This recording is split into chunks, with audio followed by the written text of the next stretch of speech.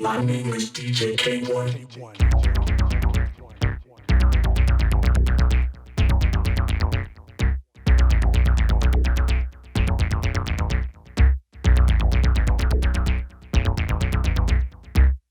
DJ K-1.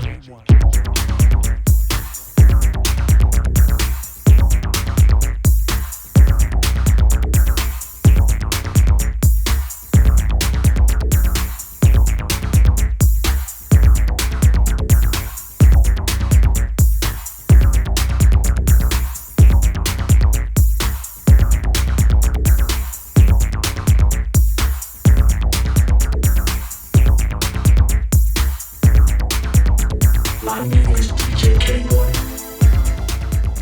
My name is DJ K-1. What's up, everybody? Welcome to episode 92 of the K-1 Agenda. Today is February 4th, 2022. Welcome. Can you believe it? As I say every week, this has been 92 weeks in a row. 92 weeks in a row recording the K-1 Agenda. I'm glad to be back. Looking forward to it. Today is a very bad snowstorm in Detroit. The worst of the year so far. So got to get ready to go out there and do some, grab the old snowblower and start doing some, getting up some snow. I'm glad I finally got a snowblower because years ago as a kid, I was a snowblower. Right? Using that shovel, man, to get that snow up. But now I'm older now, got my own place and everything and a family and everything. And I have no problem with, doing the work myself and trying to take care of the house and everything. But I just want to start off by saying Happy Black History Month. Today is Black History Month. It's February, a time to reflect and look back at some tremendous things that some black people have done in history. And one of them is not just Motown, but the whole Detroit techno genre that was created in Detroit. A lot of people don't know a lot about that, but that's something people should look into. I think my first subject I want to talk about, I brought up last week. I want to talk about social media awareness again. This week was last week was a very good week for the new release because it's sold out. As a matter of fact, as of now, it's completely sold out. We've already put a new order in for repressing on the original Alien FM double album.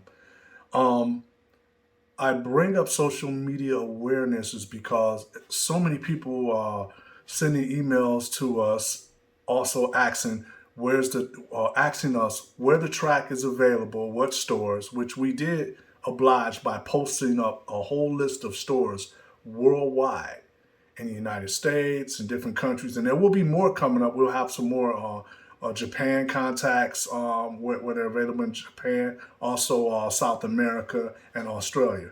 So we'll have more news going up, but you can always check our social media, which has all the information you need, all the stores, all the information on where you can get Puzzlebox material, and also getting them wholesale directly from my label, Puzzlebox Records, for your store. We don't sell to individuals or to people just one record, two records, all that. No, it's wholesale to the record stores. So keep in mind, that's the way we roll, and that's the way it's going to remain to be.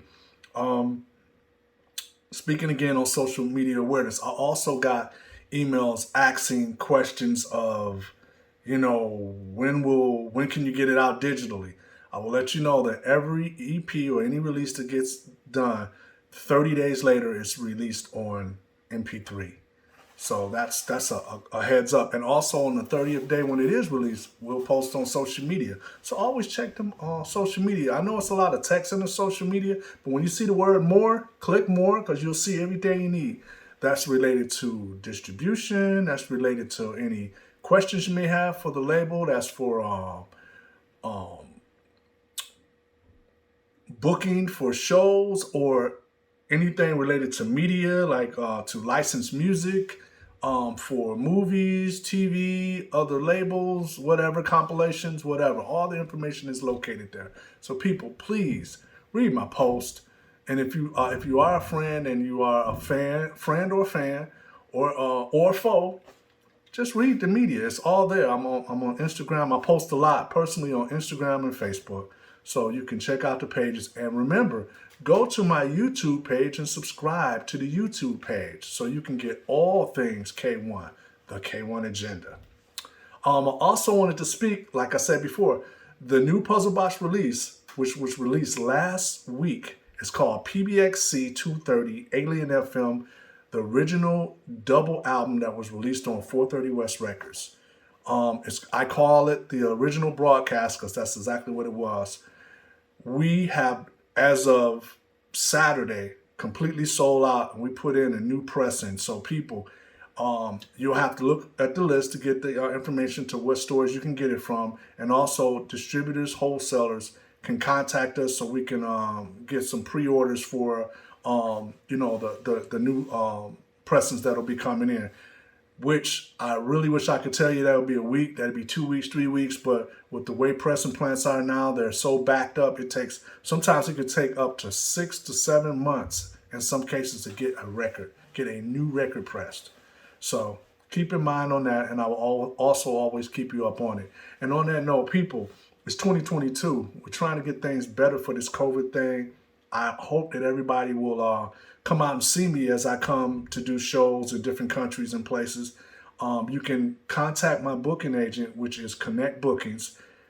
Contact Daniel at Connect Bookings for any bookings for live shows. He will sort you out and get you sorted. Thanks a lot.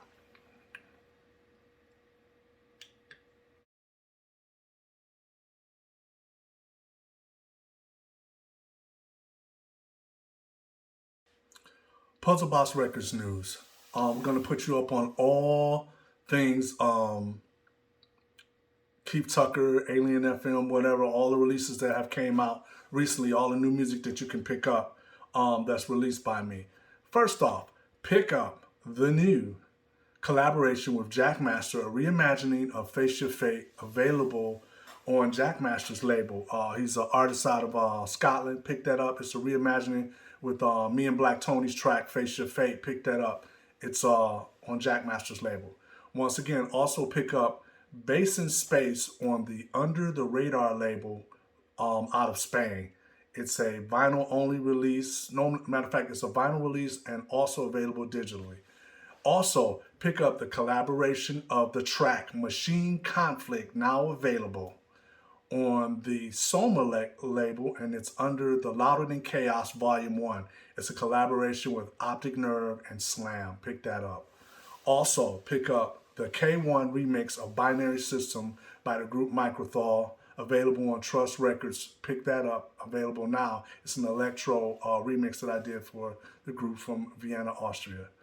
Also, pick up the Robots EP, which has been re-released, available on vinyl as well as digital release. And that is the Robots EP featuring myself, Keith Tucker, DJ Digital, and the awesome Anthony Rother. Pick that up. It's a great collaboration with 3 electro artists that have been doing this music for a long time. Also, pick up the Optic Nerve EP, my first soiree with Soma Records. Pick up the Optic Nerve EP, Far Away, which is on Soma Records. It's only available via digital download. And with your digital download, you get the free artwork, digital comic featuring the great artwork from Kyle Irvin. Please pick that up. Kyle Irvin is a great artist out of Glasgow, Scotland, who does all the Optic Nerve now artwork. Thanks a lot, Kyle. Your stuff is amazing, and thanks for making me look good. Also, pick up the full-length LP of Optic Nerve. This is the newest album for Optic Nerve. It's called Uncharted. It's on the Axis Records by Jeff Mills label, and it's on the Escape Velocity series on Axis Records. Pick that up. It's a digital-only release. I'm hoping to have news soon. We will be pressing this on vinyl and try to get this album out. So look for more news on that. Thanks. And I want to also say, listen, this is the Puzzlebox Records segment, which is wholesale distribution, which means that all record stores can buy the records wholesale direct and get wholesale prices. And this is what's in stock as of today. PBXC-230 Alien FM double LP original broadcast is proudly, I'm glad to say, sold out in 1 week. It's completely sold out. We hope to get more in. I will just tell the distributors to keep checking in, and I will also let you know on social media that we got it back and everything. That we got it repressed from Archer. Also available and in stock now is PBX-32 Stargazing EP featuring Doppler Effect and K-1. It's on a limited edition color vinyl that you can pick up direct from Puzzlebox Distribution. Also, pick up the original PBX3 Face Your Fate featuring me and BlakTony, which was the third release that was released on Puzzlebox Records. Also pick up PBX 8.5, the Electropathics EP featuring BlakTony and myself, K-1, featuring the track Detroit Parties Rock Like This. Also pick up PBX4, the Automaton EP, repressed and in stock, which is featuring the song Techno's on My Mind and Oscillator. You have to pick that up. Also pick up PBX29 Modular World EP. That's my K1 EP with Electro on it, the newest Electro. Pick that up.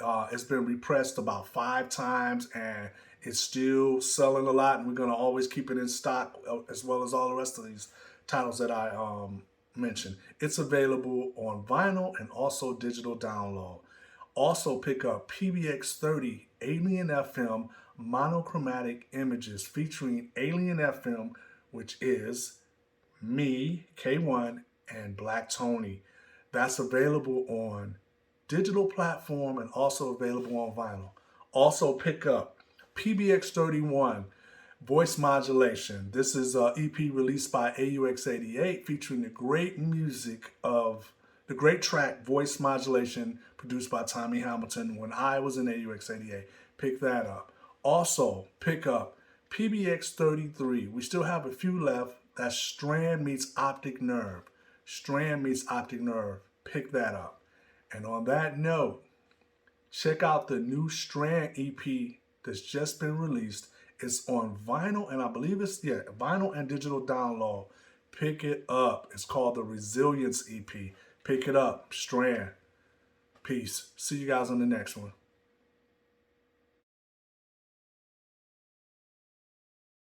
Everybody, listen.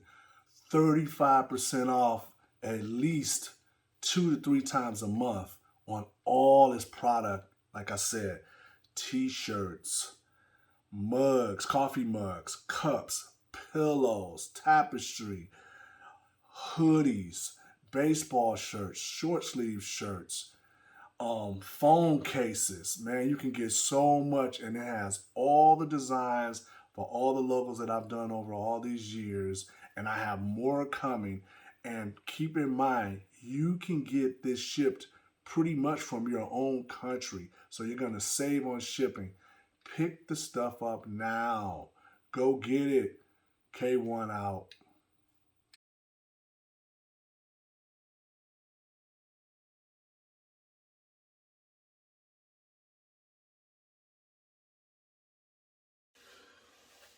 What's up, everybody? Here's the question of the week. Question of the week is, what is the state of Detroit techno in your opinion, or do you feel there should be a change? First of all, I should have said that before. If you have any questions, please email puzzlebox@puzzleboxrecords.com for any questions you may have. And once again, I'll repeat the question. The question is, what is the state of Detroit techno in your opinion, or do you feel there should be a change? Well, right now, to me, Detroit techno is just a name because it's not many people doing it, and how many people are really playing it?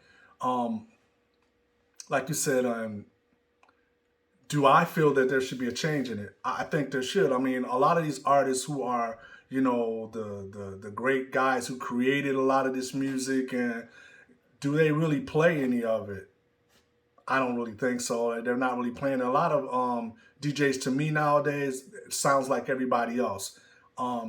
I wish we had a little bit more camaraderie, whereas a lot of Detroit techno, these bigger artists were playing a lot more Detroit stuff and a lot more of the stuff that's out. But me personally, I don't feel that a lot of Detroit techno artists are even doing the music anymore or trying to. It's not that it should be like saying we're doing the same music that sounds like it did when it came out in the late 80s. No, no, no. Detroit techno is forever growing, and you have so many different iterations of it. I just feel like no one's really in the Detroit techno market who are from Detroit are even playing it. But, you know, to each his own. Everybody can do what they want to do. I just feel like we should have more camaraderie of people playing more, and they need to really find out, listen to what's going on. There's still people doing it. You got great groups like Strand, you know, that are doing it, you know, who make great music. My Optic Nerve has always been Detroit techno and never stopped being played. So on that note, I like to say to everybody, hey, if you have any more questions, please email puzzlebox@puzzleboxrecords.com, and I'll be happy to answer any messages. And remember, people, send the questions and play Detroit techno. You'll love it. Trust me, you'll thank me for it.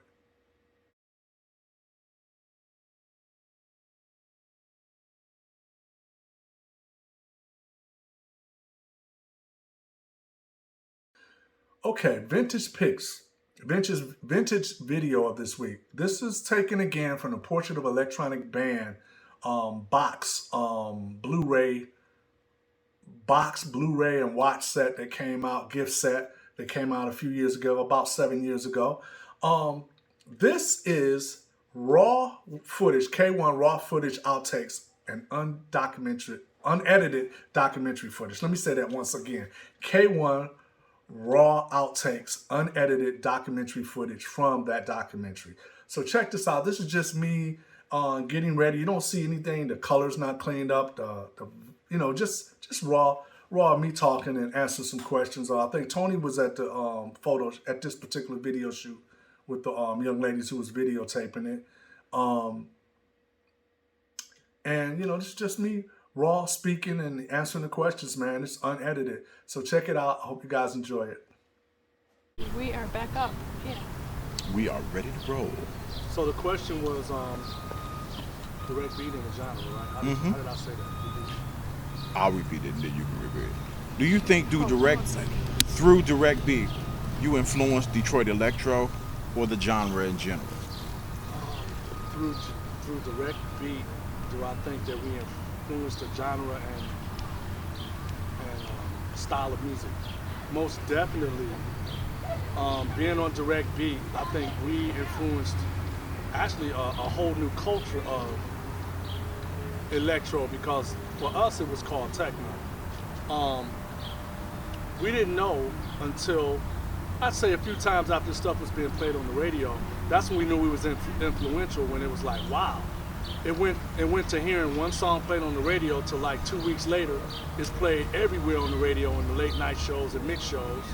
I knew we influenced a lot of people because all of a sudden, next thing you know, it was only us and Drexia around. Next thing you know, all these other electro groups stopped popping up all over the world. And then we found out a lot of those people was listening to our records. So I think we took the techno and electro genre to a whole nother height that Juan Atkins had started with Cybertron and Model 500. And I think we took it to the element of taking it to a new limit, because we were a band and we wanted to be seen and we wanted to do the electronic music as a band and play live performances. So that's how I think we end up influencing a whole genre. I can be cocky enough and say that. People might think that's cocky, but I think it's true. We did influence the whole genre of electro. Not single-handedly. I mean, we're coming up over the shoulders of Juan Atkins and Cybertron and Kraftwerk, but after a certain amount of time, and I will even say the X-Man and Egyptian Lover and Dynamix 2, for us, we just took it and we tried to flip it a little bit and change it. And I think when we started doing it, there was nobody else doing the music at the time, so we brought about all this new music and everybody else kind of followed. Fact. What were some of your jobs you had prior to electronic music and while you were pursuing your career? What were some of my jobs prior to pursuing my career? I was a co-op student in high school. I worked for General Motors, doing drafting. I would go to school half the day. Well, actually, I would go to work in the morning from 6 in the morning, and I would come to school at about 10 o'clock, and I had the rest of the day in school. I ran track, so I always had a good job. So I was being trained to get into mechanical engineering. So that's how that was pretty much my job. I ended up working for different places. I ended up doing becoming a CAD operator, which works on the computer, doing blueprints and stuff on the computer and stuff. And oh wow, from there I've worked part-time jobs when I was going to college at Red Lobster, a lot of stuff, but mostly I always worked in the GM field doing different types of jobs in drafting, or I even worked in a group called Specifications. I always had my own desk and everything, but my heart was always still wondering like what it would be like to just follow my dream. What is the biggest misconception about each member? What's the biggest misconception about each member? Okay, for me, I think the biggest misconception about myself is anyone who really knows me know I'll go off at a drop of a hat. I get upset really quick, but they know, if you really know me, you know my passion. I do believe in getting things done. I'm very organized, and I'm very businesslike and take care of business. Tommy is he's more the quiet person. He's always been more the quiet person, but at the same token, very talented playing and everything, but you're not going to get many words out of him. I guess he uses this as a thing of, he lets his live performances speak for him. Tony always been kind of the more outspoken, but more of the artsy type of guy. He's more the artsy type of guy. I wouldn't say it's a misconception, he's more the artsy type of guy.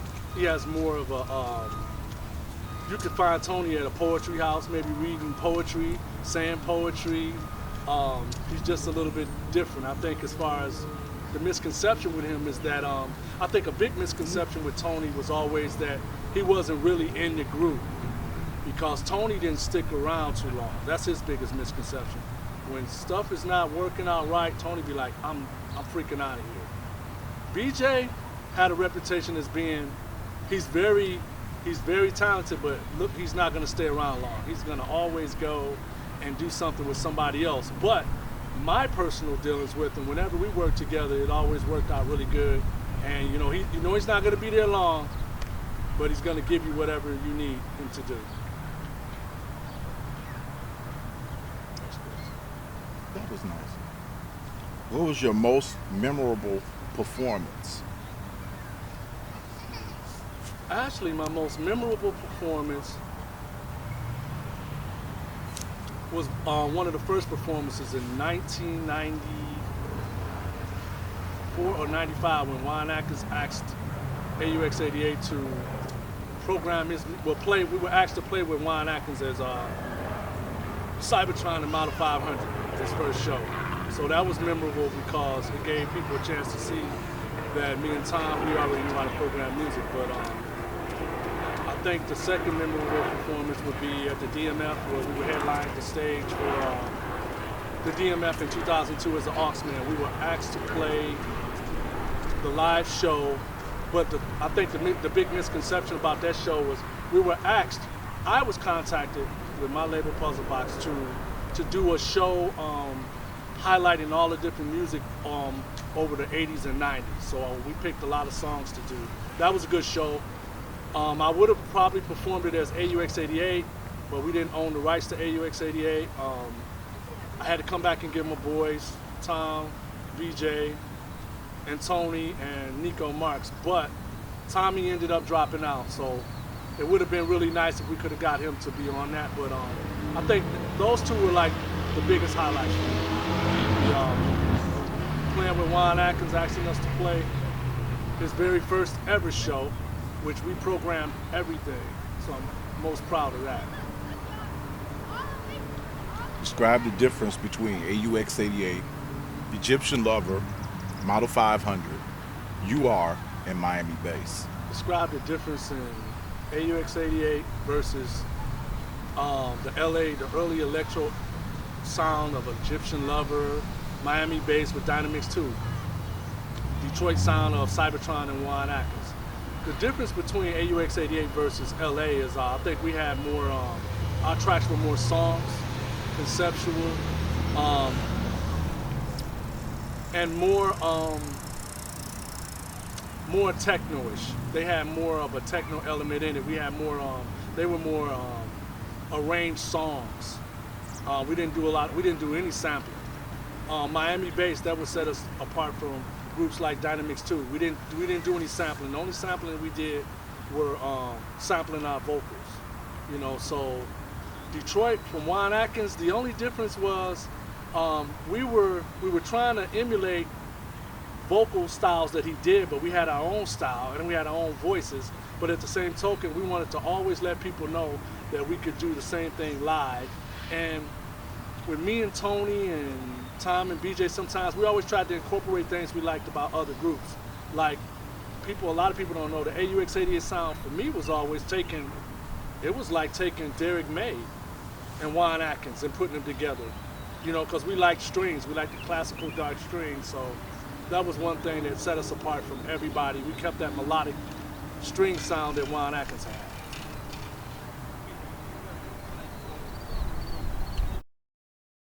Yeah, that's just me with raw, unedited footage. I want to say this. I've had some people say to me, "It's like, man, you know, if you're not a part of AUX88, this was a question that came up.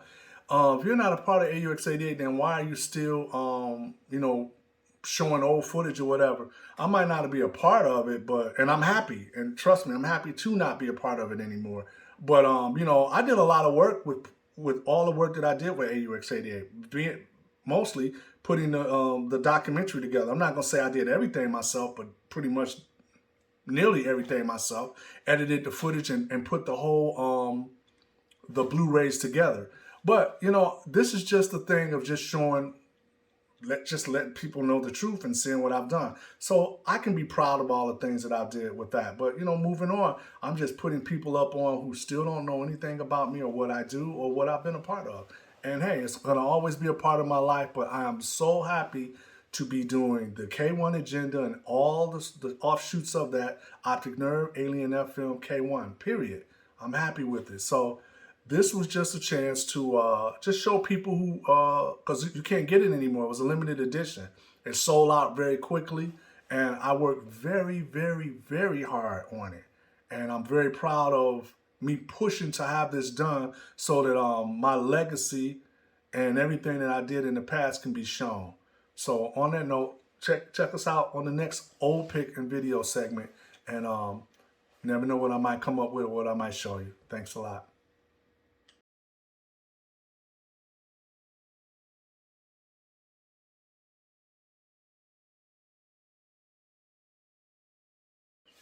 Shout outs this week, as always. My brother, hey, if anybody seen my brother, his name is Mark Antonio Tucker.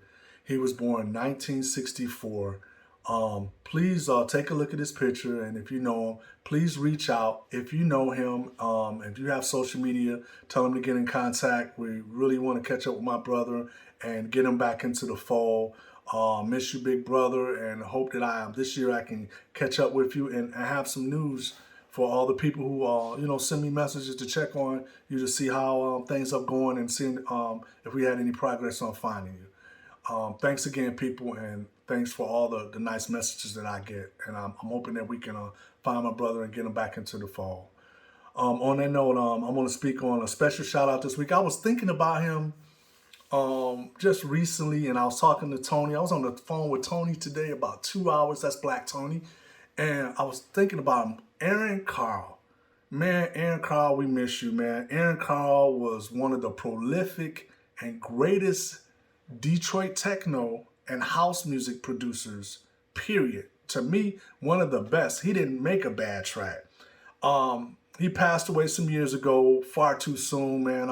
I didn't really know him that well. I did get to know him a little bit more before he passed away, you know. And I remember when we first spoke, you know, he was just kind of standoffish. He was like, nah, man, you know, he would send little short answers, and I would be like, man, what's wrong? I was like, have I ever done something to you? He's like, man, you know, just people in Detroit just act so funny, man. I was like, hey, man, I'm a fan. I love your music. I love what you do, man.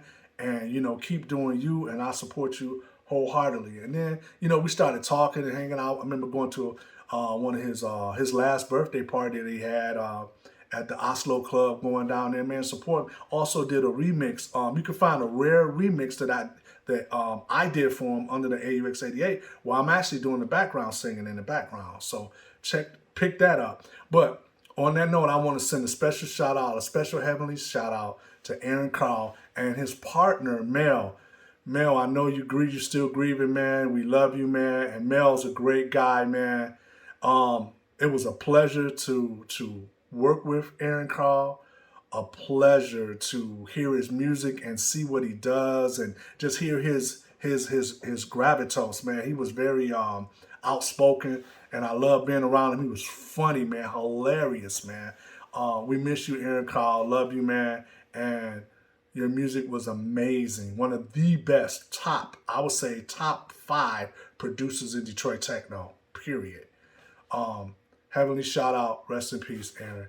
And on that note, I want to say special shout out to my mother and father. Love you guys. As always, we'll be calling you today, seeing how you're doing, especially with this snowstorm going on. And I want to say, look, I know what I've done in the past. I know what I've done, you know, recently, and I know what I will be doing in the future.